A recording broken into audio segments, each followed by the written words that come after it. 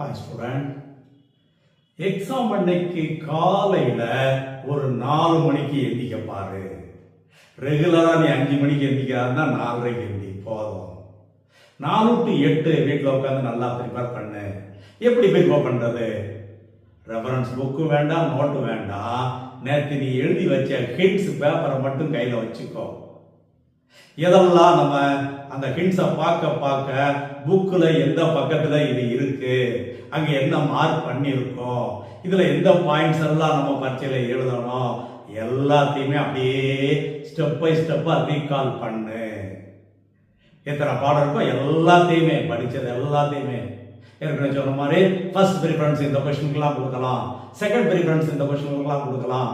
அப்படிங்கிறத காலையில் ஜட்ஜ் பண்ணிடு. ஒரு ரிலாக்ஸா ப்ரிப்பேர் பண்ணினா, ஓ இவ்வளவு கேள்விகள் நம்ம படிச்சிட்டோமா, அப்ப நல்லா பரிசு எழுதிடலாம் அப்படிங்கிற ஒரு போல் வந்துடும். அடுத்து முக்கியமானது, நல்லா ரெஃப்ரெஷ் பண்ணிட்டு குளிச்சுட்டு முதல்ல அப்பா அம்மா காலில் விழுந்து ஆசீர்வாதம் வாங்கு. அதுக்கப்புறம் சாமி கும்பிட்டுக்கோ.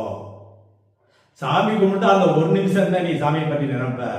உங்க அப்பாவையும் அம்மாவையும் காலில் விழுந்து ஆசீர்வாதம் வாங்கினா அன்னைக்கு முழுக்க அவங்க உனக்காக கடவுள்கிட்ட வேண்டிக்கிட்டே இருப்பாங்க.